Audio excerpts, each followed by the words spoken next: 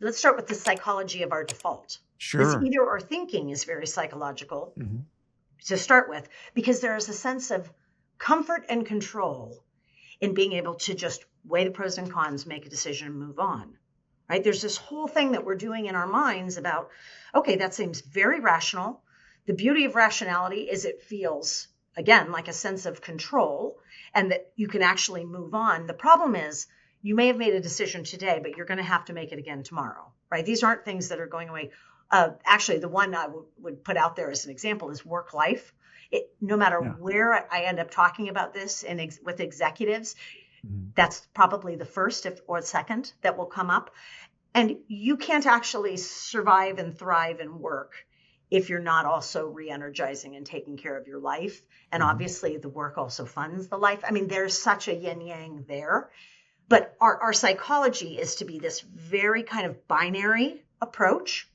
The other piece to that, the psychology that I would just stress on that side is there's a double-edged sword to it, is we get very good at that default thinking and leaning towards one side, because actually the more, say in the example of work life, the more I lean into getting stuff done, knowing I build my expertise, I sharpen my focus, I build habits, I develop skills, then that's who I social with, my network starts to develop. Okay, all these things lead me in a particular direction in a very strong way that also builds my comfort.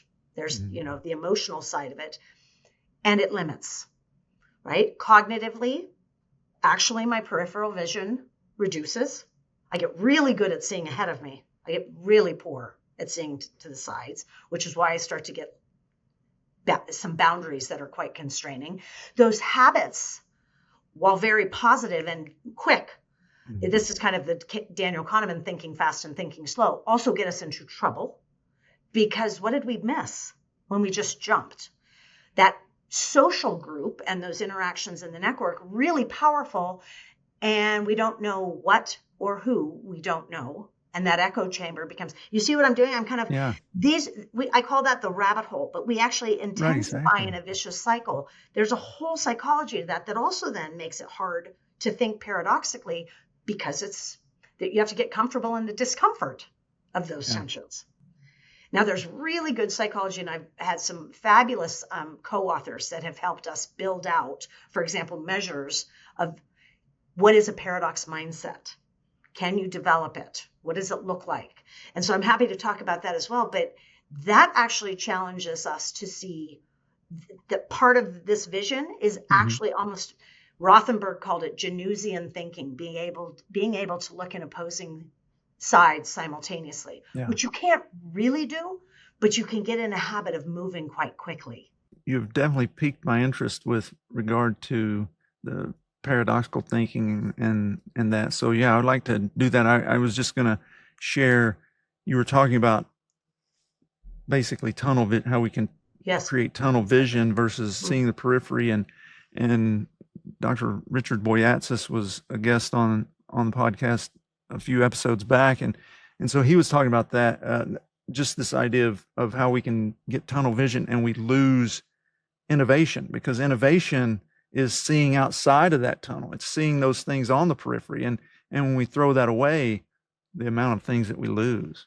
I think that's a really powerful example. And in fact, a lot of my early work was around the paradoxes of innovation, because incremental innovation, which is building from existing innovation, Mhm. that tunnel vision does wonders for.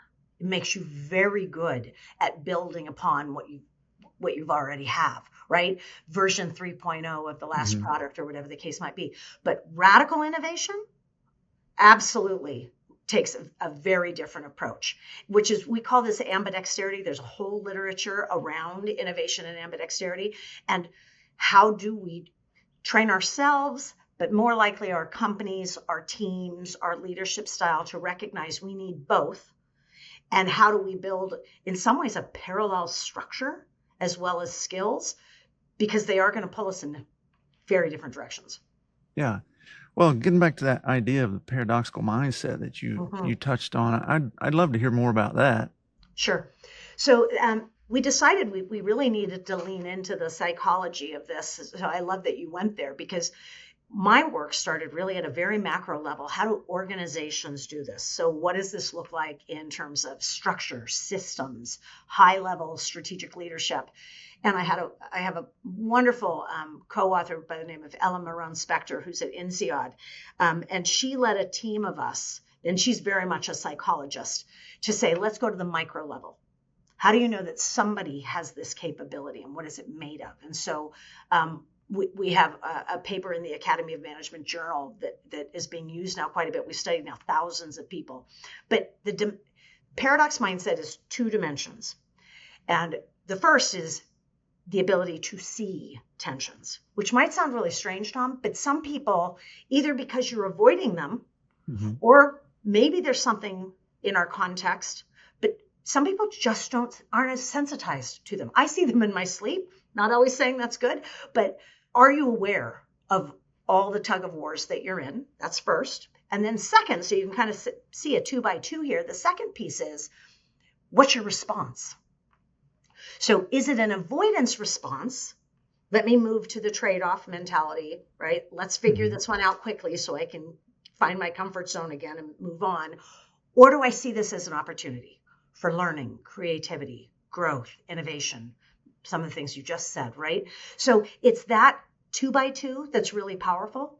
And what we found in our work, again, just a very large study, is that people who experience high levels of tension, according to their supervisors, if they have a more paradoxical mindset, meaning if they lean into them, they see that creative friction as an opportunity, they are higher performers and more satisfied.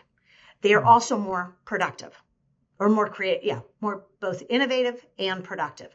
So it's a really powerful triumvirate if you think about those pieces. But now that's really pushed us to say, so how do you learn that? Yeah. Right? How do you develop that over time? As you were saying that, it sounded really similar to me to Carol Dweck's work on growth mindset. I mean, it seems, and so I was just wondering, have you or any of your colleagues worked on looking at how growth mindset versus fixed mindset comes together with this idea of paradoxical mindset? We have. I mean, one of the things that we did for that paper was do what's called a nomenological net. So it was really looking at intersecting constructs. And Dweck's work is beautiful.